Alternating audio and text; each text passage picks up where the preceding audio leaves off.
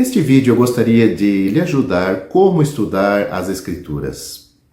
É muito difícil para qualquer um tentar prescrever para outro o método apropriado de estudar as Escrituras. As profundezas infinitas da Sagrada Escritura, como os recursos inesgotáveis que estão em Deus e as glórias morais da pessoa de Cristo, são reveladas apenas à fé e à necessidade. Isso torna tudo muito simples. Não é de esperteza ou poder intelectual que precisamos, mas da simplicidade de uma criancinha. Aquele que compôs as Sagradas Escrituras deve abrir nosso entendimento para recebermos seus preciosos ensinamentos. E ele fará isto se apenas esperarmos nele com real sinceridade de coração. Nunca devemos perder de vista o fato importante de que é quando agimos sobre o que sabemos que nosso conhecimento aumentará. Nunca será bom sentar como um rato de biblioteca para ler a Bíblia.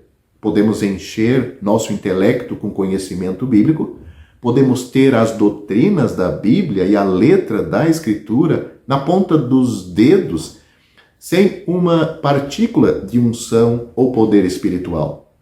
Devemos ir às Escrituras como um homem sedento vai a um poço, como um homem faminto vai para uma refeição, como um marinheiro vai a um mapa. Devemos ir até ela porque não podemos passar sem ela. Vamos não apenas para estudar, mas para nos alimentar. Os instintos da natureza divina nos conduzem à palavra de Deus como o recém-nascido deseja o leite com o qual crescerá. É alimentando-se da palavra de Deus que o novo homem cresce. Portanto, podemos ver quão real e prática é essa questão de como estudar as Escrituras. Está intimamente ligada a toda a nossa condição moral e espiritual, ao nosso caminhar diário, aos nossos hábitos e costumes atuais. Deus nos deu sua palavra para formar nosso caráter, governar nossa conduta e moldar nosso curso. Portanto, se a palavra tem uma influência formativa e um poder governante sobre nós, e o cúmulo da tolice é o cúmulo da tolice pensar em armazenar uma quantidade de conhecimento bíblico no intelecto. Ela só pode nos inflar e nos enganar. É uma coisa muito perigosa negociar com a verdade não sentida. Traz uma indiferença sem coração, leviandade de espírito, insensibilidade de consciência, que é terrível para a pessoa de piedade séria. Não há nada que tenda a nos jogar completamente nas mãos do inimigo como uma quantidade de conhecimento intelectual da verdade sem uma consciência sensível, um coração verdadeiro, uma mente reta. A mera profissão da verdade, que não age na consciência e não sai na vida, é um dos perigos especiais do dia em que nossa sorte é lançada, ou seja, nos nossos dias, os dias que vivemos. É muito melhor saber apenas um pouco de realidade e poder do que professar uma quantidade de verdade que jaz impotente na região do entendimento, não exercendo nenhuma influência formativa sobre a vida. Eu preferiria estar obedecendo o que sei do que professar uma quantidade de verdade que jaz impotente na região do entendimento, não exercendo nenhuma influência formativa sobre a minha vida. Eu preferiria estar honestamente em Romanos capítulo 7 do que ficticiamente, de uma forma fantasiosamente, em Romanos capítulo 8. No primeiro caso, ou seja, Romanos capítulo 7, tenho certeza de que vou acertar. Mas no último, Romanos capítulo 8, não há como dizer onde posso chegar. Quanto à questão de fazer uso de escritos humanos, como comentários bíblicos, dicionários e etc., para nos ajudar no estudo da Bíblia, das Escrituras, é preciso muita cautela. Sem dúvida, o Senhor pode e faz uso dos escritos de seus servos, assim como usa o ministério oral deles para a nossa instrução e edificação. De fato, no atual estado quebrado e dividido da igreja, é maravilhoso observar a rica graça e o terno cuidado do Senhor em alimentar seu amado povo com os escritos de seus servos. Mas, repetimos, é necessário muita cautela, esperando sinceramente no Senhor, para que não abusemos de um presente tão precioso que não nos leve a negociar com capital emprestado. Se formos realmente dependentes de Deus, Ele nos dará a coisa certa. Ele colocará o livro certo em nossas mãos. Ele nos alimentará com comida adequada para nós. Assim, nós o recebemos dele. Nós a recebemos dele e a mantemos em comunhão com ele. É fresco, vivo, poderoso, formativo, fala ao coração e brilha na vida. E crescemos na graça e no conhecimento de nosso Senhor e Salvador Jesus Cristo. Finalmente, devemos lembrar que a Sagrada Escritura é a voz de Deus e a palavra escrita é a transcrição da palavra viva. É somente pelo ensino do Espírito Santo que podemos realmente entender as Escrituras. E ele revela suas profundezas vivas à fé e à necessidade. Nunca nos esqueçamos disso. Se você ainda não está salvo, não creu em Cristo de forma alguma. A Escritura, ou a Bíblia, não conhece duas maneiras de crer, uma certa e outra errada. Podemos falar de fé viva e fé morta, mas a Escritura fala de crer no que Deus diz. Fé nos homens e fé em Deus são os mesmos exercícios da mente. A diferença não está na fé, mas na pessoa em quem a fé se apoia. Paulo não disse ao carcereiro, a história contada em Atos capítulo 16, ele não disse, crê no Senhor Jesus Cristo de uma maneira certa e serás salvo. Esta frase está em Atos capítulo 16, versículo 31. Você lendo lá a frase, Paulo não disse desta forma. Crê no Senhor Jesus Cristo de uma maneira certa e você será salvo. Se o tivesse dito, o pobre, ignorante, pagão, carcereiro não o teria compreendido. Mas Paulo simplesmente disse para ele, crê no Senhor Jesus Cristo e será salvo. Mas não devemos nós operar a nossa própria salvação? Alguém pode perguntar. Esta pergunta é formulada com muita frequência tanto por pecadores ansiosos como por pessoas indiferentes. Às vezes é feito deste modo. Não diz a Escritura que nós devemos operar a nossa própria salvação? Como então harmonizar isto com a afirmação que somos salvos pela fé somente? Deves reparar a quem são dirigidas estas palavras, operar a vossa salvação. Em Filipenses capítulo 1, a quem foram dirigidas essas palavras, capítulo 1 versículo 1, está escrito a todos os santos em Cristo Jesus, com os bispos e diáconos. Portanto, os tais já eram salvos, a quem foi dito para desenvolver a salvação. Não esperavam ser, sabiam que estavam salvos. A esses, Paulo diz, operai a vossa salvação, que está em Filipenses capítulo 2, versículo 12. Já estavam de posse da salvação. A expressão Operai vossa salvação indica posse. E assim, eles deviam operar aquilo que já lhes fora dada por Deus. Mas então, será que não devo orar para ser salvo? Em parte alguma da Bíblia somos ensinados que seja necessário orar ou tornar a oração,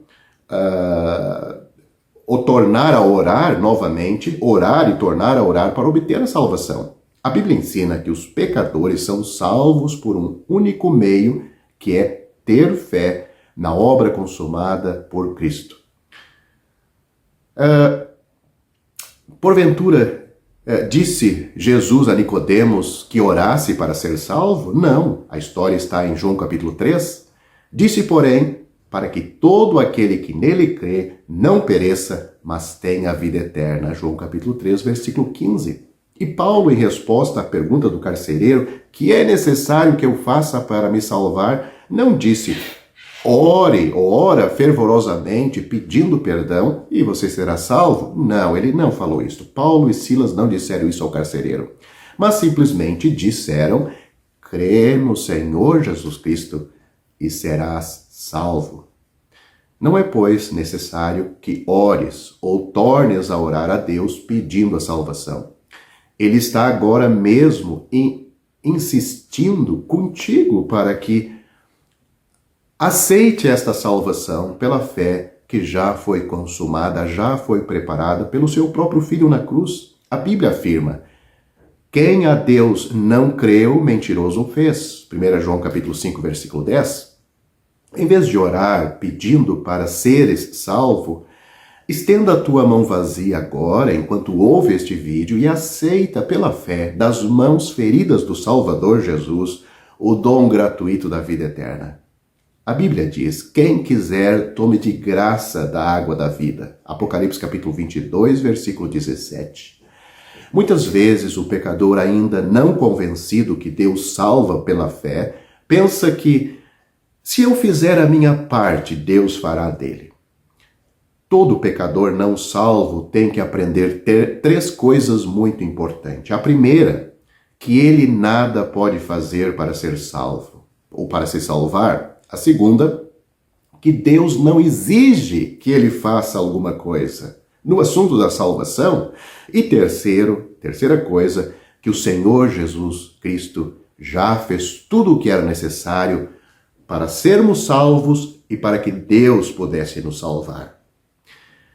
Se aprenderes estas 3 lições, nunca mais has de falar em fazer a tua parte. A tua parte é admitir que estás perdido, que como pecador mereces o inferno e que nada pode fazer para a tua salvação e evitar ir para o inferno. A tua parte é parar de pensar que pode ser salvo por qualquer coisa que faças ou sintas. A tua parte é crer no Senhor Jesus Cristo e no que Ele fez, e tudo o que Ele fez, tudo o que era necessário, Ele fez. Tudo o que era preciso já está feito por Ele naquela cruz. O Senhor Jesus, Ele fez a expiação e pagou o preço da redenção com seu precioso sangue. Em qualquer momento que abandonares a ideia de quereres seres salvo pelas tuas obras e creres no Senhor Jesus, que já fez tudo e tudo pagou, virás a ser um filho de Deus. Você vai se tornar um filho de Deus, um herdeiro da glória e co-herdeiro com Cristo. A Bíblia diz, aquele que não pratica, mas crê naquele que justifica o ímpio, a sua fé lhe é imputada como justiça. Romanos capítulo 4, versículo 5. Sou um grande pecador. Não há dúvida que és um grande pecador, muito mais do que imaginas. Deus sabe tudo a teu respeito. Porém, Ele ama-te com um amor infinitamente maior do que o dos teus pais e tem sempre revelado por ti, desde a tua meninice, quando ainda dormias agasalhado ao colo de tua mãe. A despeito do teu pecado e loucura, Deus está de braços abertos para te receber e te salvar. Não passar a mão por cima dos teus pecados, mas Ele está disposto a te perdoar porque alguém já sofreu no teu lugar, o seu próprio filho. O filho pródigo, mesmo em trapos, penúria e miséria, foi recebido pelo Pai, e Deus está desejoso de salvar-te agora. Toma o lugar de um perdido pecador e terás direito ao Salvador dos pecadores perdidos. O Senhor Jesus Cristo mesmo disse: quem vem a mim, de maneira nenhuma o lançarei fora. João capítulo 6, versículo 37. Mas o diabo sussurra: ninguém pode ter certeza disso. A resposta decisiva de Paulo ao carcereiro, que já mencionamos neste vídeo, que fez a mais importante de todas as perguntas, foi... A resposta à pergunta deste carcereiro foi: crê no Senhor Jesus Cristo e serás salvo. Paulo não disse: crê no Senhor Jesus Cristo e terás possibilidade de seres salvo. Muitos dizem que é grande presunção alguém afirmar que está salvo. Asseveram que ninguém pode ter essa certeza e que o mais que podemos fazer é nutrir uma humilde esperança. Como isto é diferente do ensino do Senhor Jesus e dos seus apóstolos. Paulo diz: sabemos que somos salvos ou sabemos que estamos salvos. Temos plena confiança de que estamos salvos. Leia 2 Coríntios capítulo 5, versículo 1 e também o versículo 8.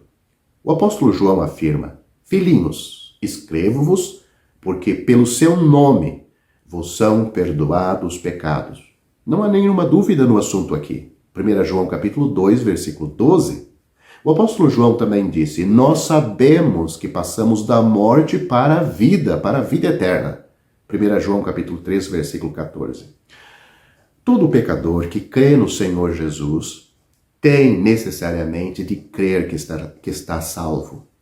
Esse crer não é acreditar que Cristo salva, nem acreditar que Ele pode salvar, mas crer para a sua própria salvação pessoal. Seria, na verdade, grande presunção alguém duvidar da palavra de Deus. Lemos que, na mesma hora da noite que o carcereiro perguntou: que é necessário que eu faça para me salvar, deu-se o testemunho da sua conversão e batismo. Leia Atos capítulo 16. E a Bíblia acrescenta: e na sua crença em Deus alegrou-se com toda a sua casa. Atos capítulo 16, versículo 34.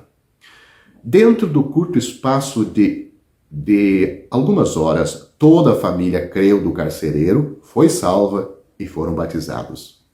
Seria ocioso dizer que ninguém pode ser salvo de repente, porque a Escritura claramente testifica que as pessoas mencionadas no Novo Testamento foram salvas no momento em que creram. Quanto tempo levará o filho a acreditar no que lhe diz o pai? Nenhum instante. Deus emprega uma outra figura para mostrar como o pecador pode ser salvo. Nós temos as palavras, o olhar. Há um versículo na Bíblia onde o Senhor diz: olhai para mim e sereis salvos, todos os termos da terra. Isaías capítulo 45, versículo 22. Quanto tempo levava para o israelita ser curado da mordidura da cobra, da serpente, em Números capítulo 21 e no versículo 9? Se no momento antes estava morrendo, no momento depois de olhar para a serpente de metal estava curado, simplesmente porque confiou na promessa, na palavra de Deus. Olhará para a serpente de metal e ficará vivo. No mesmo momento em que creres no Senhor Jesus, olhares para Ele pela fé, serás salvo. Olhares para Ele como o único que pode te salvar. Ouça o que o apóstolo João disse aos crentes de seus dias: estas coisas vos escrevi para que saibais que tendes a vida eterna, vós que crede no nome do Filho de Deus. Que versículo claro! 1 João capítulo 5, versículo 13. Não é presunção crer no que Deus diz, mas duvidar da palavra de Deus é fazer-se culpado do maior pecado que o homem pode cometer, o pecado da incredulidade. Portanto, você que me ouve, Você pode, você deve ser salvo. Não porque eu estou dizendo, mas porque eu estou transmitindo o que a Bíblia afirma. O Senhor Jesus Cristo disse, falando com Nicodemos, a quem já citei neste vídeo, no Evangelho de João, capítulo 17, ele disse que Deus enviou seu Filho ao mundo não para que condenasse o mundo, mas para que o mundo fosse salvo por ele. Quem crê nele não é condenado, mas quem não crê já está condenado, porquanto não crê no nome do unigênito Filho de Deus. Para você ser salvo, como pecador, merecedor do inferno, mas não querendo ir para lá, arrependido dos seus pecados, você pode crer naquele que consumou a obra para a nossa salvação, descansar nele. Como eu já disse também neste vídeo, ele disse, aquele que vem a mim, de maneira nenhuma eu lançarei fora. Portanto, crê no Senhor Jesus Cristo e você também será salvo.